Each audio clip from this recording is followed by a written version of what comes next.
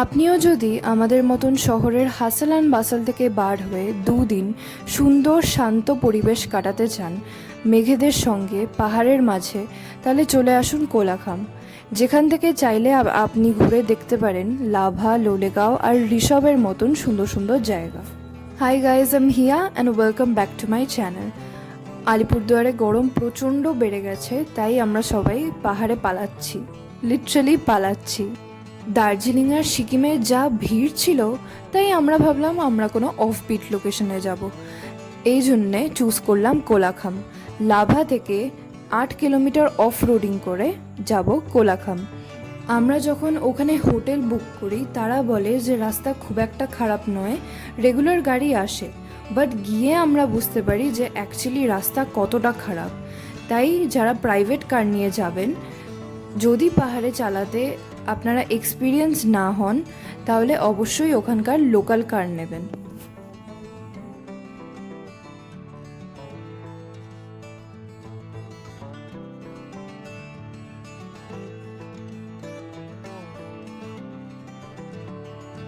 আমরা বার হয়েছিলাম সকাল 6টা, আর এখন বাজে 7:15।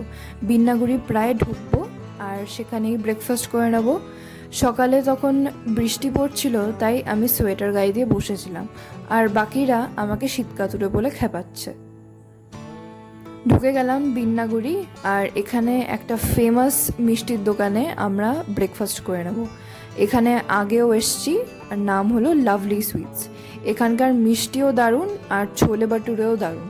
বাট সকালে ওরা খালি ম্যাগি করে দিতে পারবে বলল, তাই 4 জনে ম্যাগি খেয়ে নিলাম, সঙ্গে নিয়ে নিলাম মিষ্টি, আর তারপরে আবার আমরা চলতে শুরু করলাম।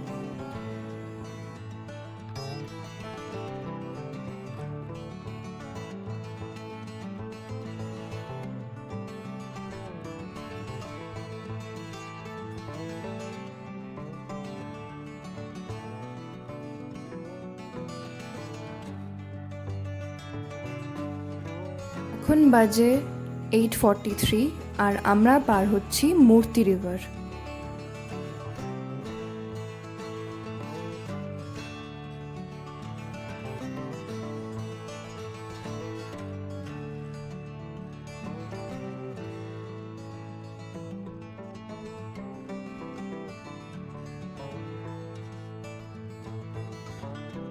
এই জঙ্গলের রাস্তাগুলো দিয়ে যদি আসতে চালান, তাহলে শুনতে পাবেন কত ঝিঝি পোকা ডাকছে, কত ধরনের পাখি ডাকছে।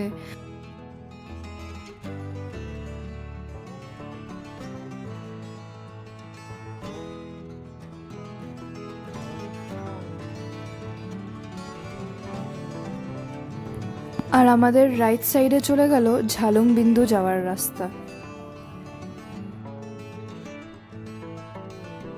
এই যে পরপর আমরা এতগুলো জঙ্গল পার হয়ে এলাম, প্রত্যেকটাই কিন্তু এলিফ্যান্ট ক্রসিং জোন, আর এর মাঝখান দিয়ে যাওয়া একটা থ্রিলিং ব্যাপার। আমরা 3টে স্যাংচুয়ারি ক্রস করলাম, একটা হচ্ছে বক্সা, একটা হচ্ছে জলদাপাড়া, আর একটা হচ্ছে গলুমারা। এই রাস্তায় যেতে যেতেই কিন্তু মাঝে কয়েকটা দারুণ সুন্দর সুন্দর চা বাগান পড়বে। যারা চান তারা নেমে ওখানে ছবিও তুলতে পারেন।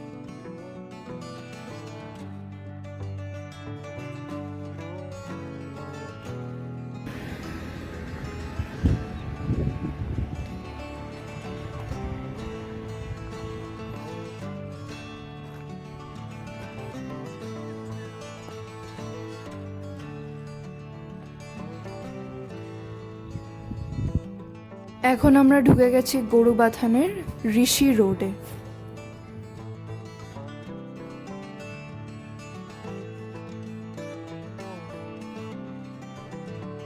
এখন বাজে 10:11, আর আমরা ঢুকে গেছি অ্যাম্বিয়কে। খুব জলদি অ্যাম্বিয়কের ভিউ পয়েন্টটাও চলে আসবে, আর সেখানে গিয়েই দাঁড়াবো।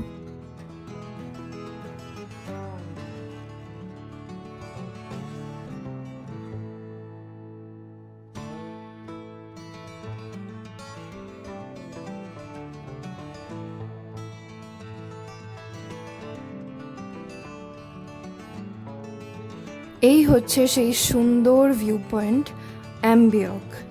এর নিচে একটা চা বাগানও রয়েছে, অনেকে দেখলাম সেখানে গিয়েও ছবি তুলছে, বাট আমাদেরকে যেহেতু হোটেলে যেতে হতো এই জন্য আমরা আর নামিনি।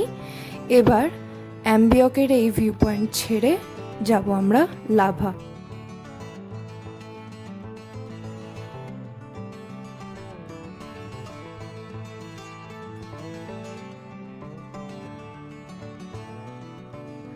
পাহাড়ের এই ঠান্ডা হাওয়া, মেঘগুলোকে ধরতে চাওয়া, আর একটু উঁচুতে উঠলেই কান বন্ধ হয়ে যাওয়া, এটা যে আমি কত মিস করেছি বলে বোঝাতে পারবো না। আমি লাস্ট এসছিলাম দার্জিলিংয়ে 2022-তে, আর এখন আবার পাহাড়ে আসলাম এই সুন্দর জায়গাটা। এই জায়গাটার দু সাইডে বড় বড় পাইন ট্রি, দেখতে এত সুন্দর লাগছিল যে ছবি না তুলে আর থাকতে পারলাম না।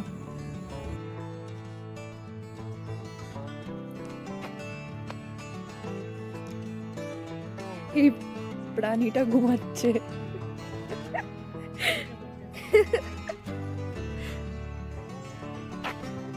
কত সুন্দর ভিউ, আরে ঘুমাচ্ছে।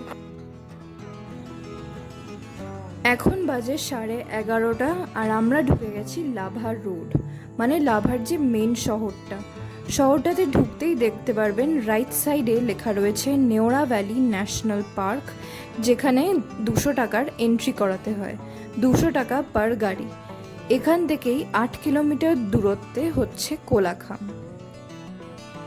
আমরা যেহেতু জাস্ট যাওয়া শুরু করলাম এই জন্য কেউই আন্দাজ লাগাতে পারিনি যে রাস্তাটা কেমন হতে চলেছে, কিন্তু সত্যি এই 8 কিলোমিটার কিন্তু সাংঘাতিক। দেখতে থাকুন।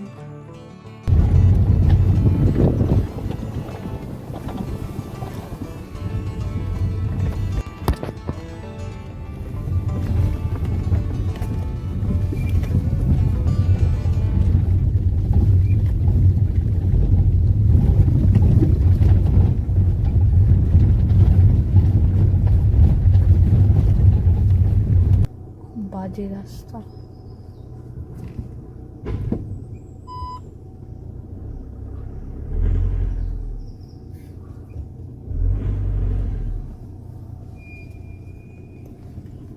নেমে দেখবো আমি, কি দেখবো গো?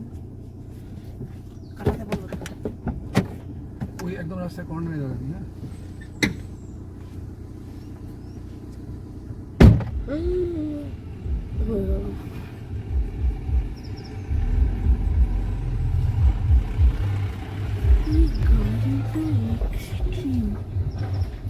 গাছ শুনতে শুনতে যাচ্ছে, লিটারাল সিকুয়া।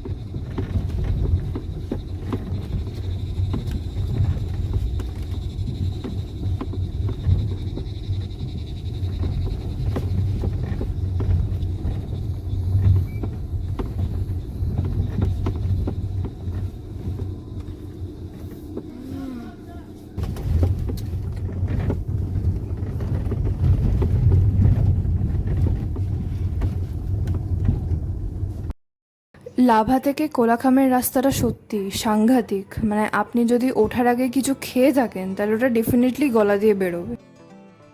চারিদিকে দেখতেই পাচ্ছেন পাইনের বড় বড় গাছ। এই সুন্দর দৃশ্যটা উপভোগ করতে করতে এগিয়ে চলেছি আমাদের হোমস্টের দিকে। নামছি আমি তো, যা করতে হবে ওদিক দিয়ে করতে হবে, কিন্তু এই দিক দিয়ে করা যাবে না। মুখটা বলে অফ রোডিং না? না, এদিকে যাওয়া যাবে। নামছি আমি, দাঁড়া, দাঁড়া, একটু দেখি। রাস্তাটা দেখতে পেলেই চলে যাবে।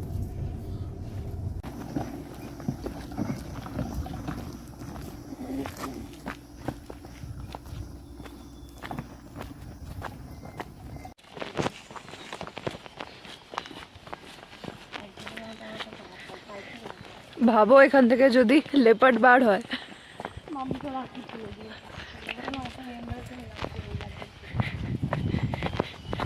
কি রাস্তা মাইরি।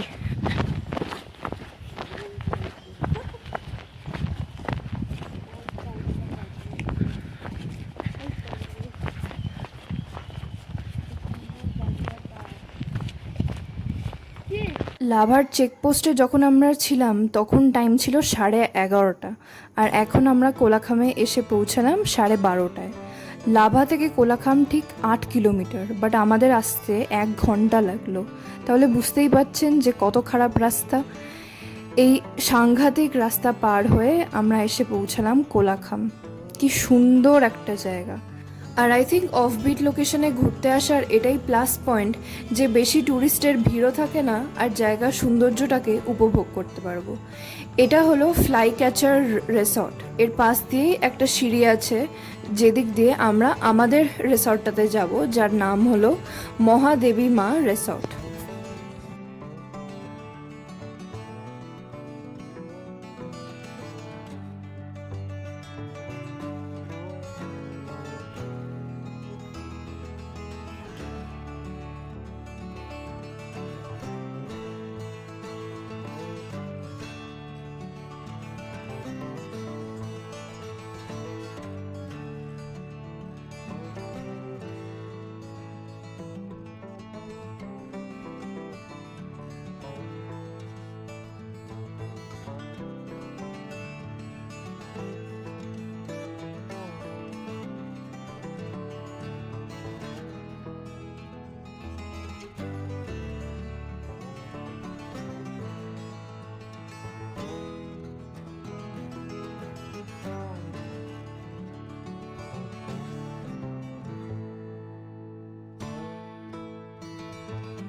রুমগুলো কিন্তু খুব স্পেশিয়াস, অনেক জায়গা, 2খানা খাট আছে আমাদের 4 জনের জন্য, আর একটা দেয়াল জুড়ে বড় একটা জানলা যেখান দিয়ে পাহাড় দেখা যাবে।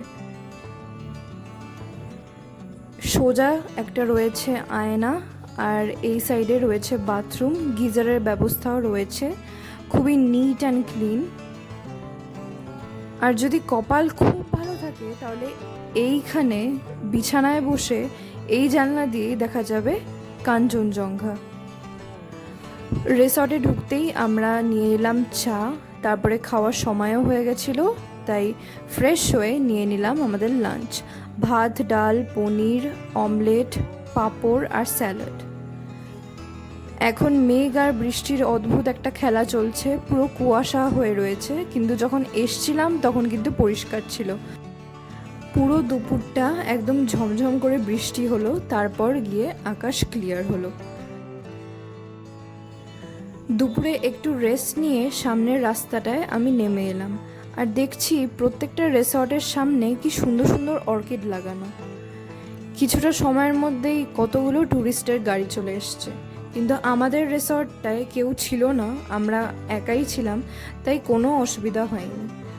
কোলাখামে আসার আগে যদি কেউ হোটেল বুক না করে থাকেন তাহলে এখানে এসেও করতে পারেন, কারণ রাস্তার ওপরেই অনেক কটার রিসর্ট আছে দেখতে পাচ্ছেন, আর যেহেতু ফাঁকাই থাকে এই জন্য এখানে এসে বুক করতে কোনো অসুবিধা হবে না।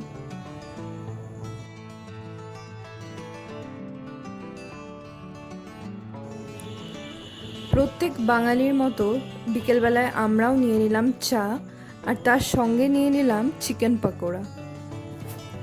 সন্ধে হতে না হতেই হালকা ঠান্ডা ঠান্ডা লাগছিল, তাই পাতলা হুডি আর সোয়েটার গায়ে দিয়ে নিয়ে চলে এসেছি ডাইনিং হলে।